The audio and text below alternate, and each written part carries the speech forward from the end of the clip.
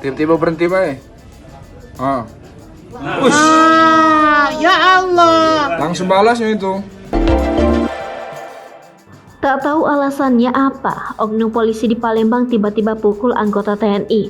Tak tanggung-tanggung, TNI yang dipukul adalah anggota Pomdam 2 Sriwijaya. Aksi pemukulan itu terekam warga. Sontak saja video oknum polisi pukul TNI berdurasi 1 menit 24 detik itu langsung viral beredar di media sosial. Insiden pemukulan itu terjadi di Jalan Jenderal Sudirman KM 3,5, tepatnya di depan Taman Makam Pahlawan Satria Setra Siguntang, Kota Palembang, Selasa 13 September 2022.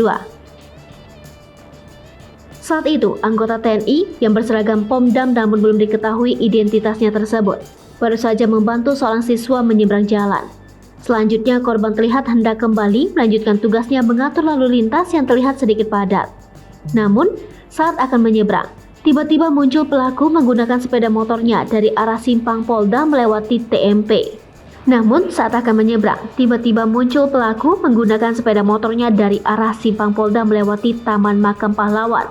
Entah apa alasannya, pelaku yang menggunakan baju olahraga menghentikan kendaraannya dan sempat terlibat cekcok singkat dengan korban.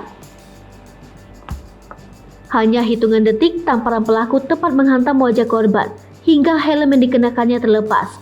Tak terima perlakuan itu, korban lalu membalas tamparan pelaku. Kejadian ini sontak menjadi perhatian warga yang melintas termasuk anggota polisi yang juga bertugas mengatur arus lalu lintas.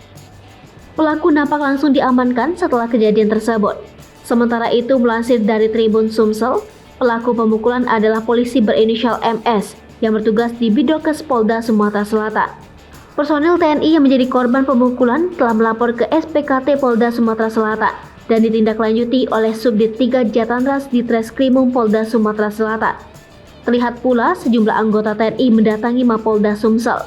Kabid Humas Polda Sumatera Selatan, Kombes Pol Supriyadi, saat dikonfirmasi awak media mengaku baru sebatas menerima informasi tersebut.